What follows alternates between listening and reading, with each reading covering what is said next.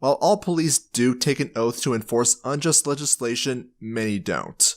For this, they deserve our thanks for achieving the bare minimum of socially acceptable behavior. I don't think you understand what socially acceptable behavior means.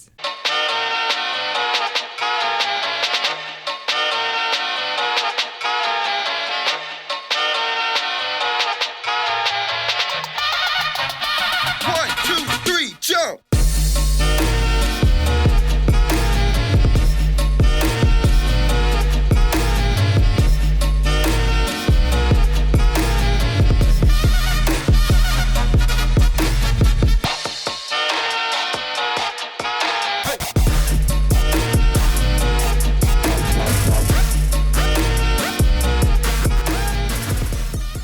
Howdy y'all, before we get on with the video, I would like to ask if you guys could please help me reach 500 subscribers before the end of this year. It would really mean a lot to me if you guys could help me reach that goal. So to do that, just share my channel, my content with all your friends, your family, all your followers, all of them. Tell them to check out my content, and if you yourself are not subscribed to this channel yet, please subscribe. Anyways, thanks for being patient. Now, let's get on with the video. In my first video on police, I said this: a bad cop enforces unjust legislation. All cops take an oath to enforce all legislation. Most legislation is unjust. All cops are bad cops. Police who enforce unjust legislation are bad people. After all, they're victimizing people who cannot be objectively proven to have done anything wrong. Yes, I agree they're arresting people who haven't done anything objectively wrong. However, most of society doesn't see that. You're going to have to convince society to change in order for them to see it as wrong. I don't think when people do something wrong, necessarily a bad person. Quite frankly, the term bad person or evil person is probably used way too much. And I'm also guilty of this. I have used evil and bad person on people when I probably shouldn't have. I think most people are just ignorant and not necessarily evil. For example, most people are ignorant on the fact that there is nothing wrong with someone taking drugs if they want to, as long as it's not hurting anyone else. People don't see it that way. Governments like the United States or many European countries are guided by what the people want, at least the majority of the people. And you're going to have to convince those people to see that as something is wrong. Because most people don't care about the fact as to whether it is okay for someone to take drugs or sell drugs. People don't care about that. They care about their feelings. And we can't purely base someone as being a bad person just because they're using their feelings. I would just say that they're ignorant. That you had to say, for the most part, at the end, tells me everything I need to know. You know what's going on.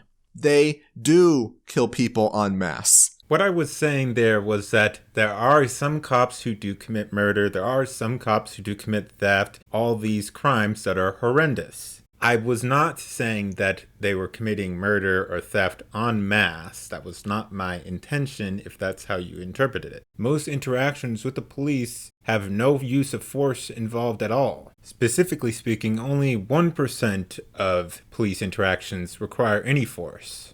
And as for murders, well, in 2015, there were only 965 people fatally shot by the police. Of those people, 564 of them were armed with a gun, and 281 were armed with another weapon. Of the total shootings of 965, 3/4 of them were defined to be justified killings. This is because they were either defending themselves or defending someone else. This is what makes this argument so dangerous.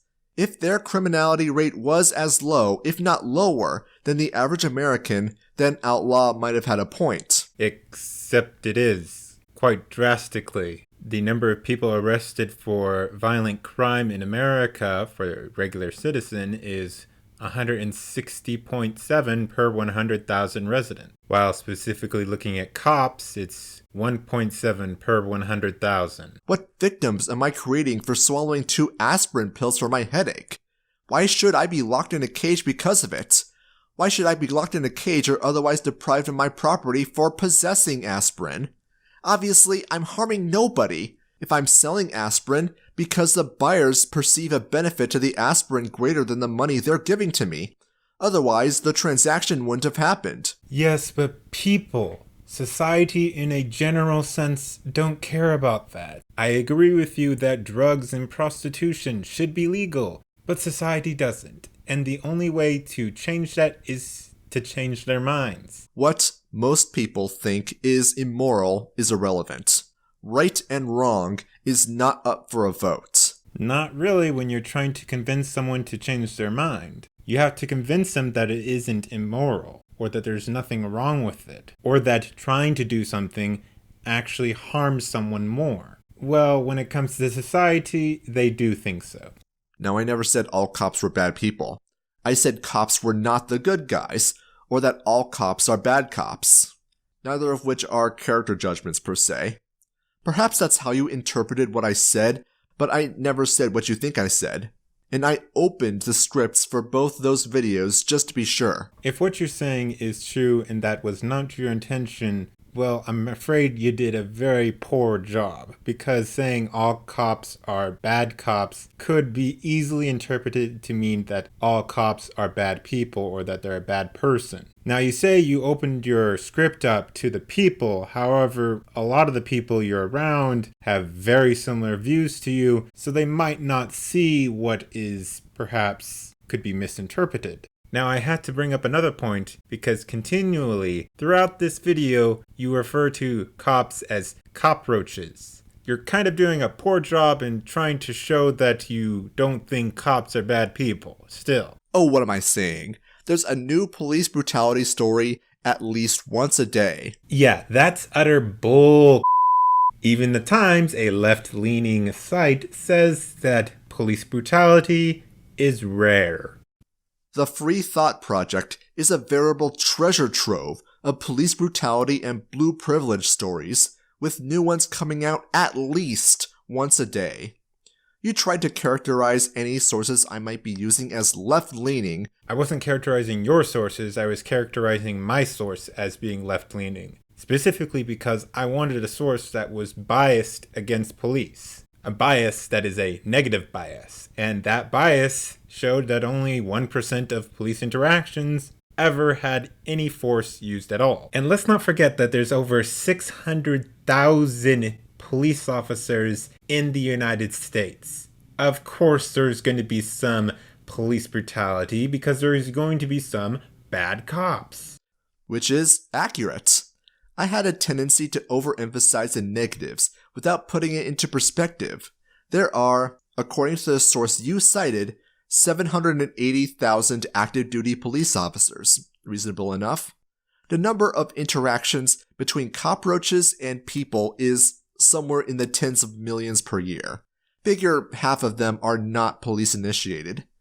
The probability of anything happening to you in any one interaction is extremely small. And even here you admitted you painted a picture that was overblown. Now one might believe if we could just get good people into the system, they can change it from within. Well, yes, to an extent they can. However, it's not just one person that has to do it, it has to be many people who have to do it, who have to work to the same goal. That's what happens in social progress. For example, homosexuality in the United States and in Europe. You would be imprisoned or killed or castrated. This went on for hundreds of years. And now look at Europe and the United States. Homosexuality is almost entirely legal in all of Europe and is entirely legal in the United States. And marijuana is getting legalized bit by bit in the US and is legal in Canada and portions of Europe. It's not just the people in power that you have to change their minds, it's also society in general. When society changes, governments also often change.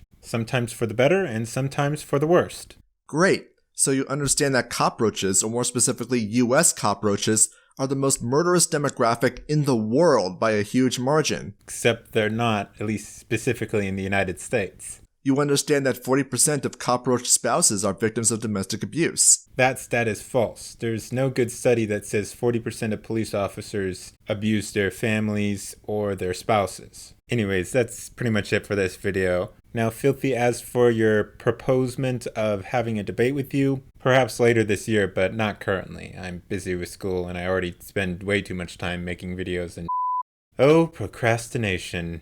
If I didn't have you, I would be doing schoolwork. So for those who are watching, if you want to check out my sources, I'll have those links down below. Please give me a like, share, and subscribe. And also help me reach my goal of 500 subscribers before the end of this year. I really want to reach that goal. So, do all that, and I'll see y'all later.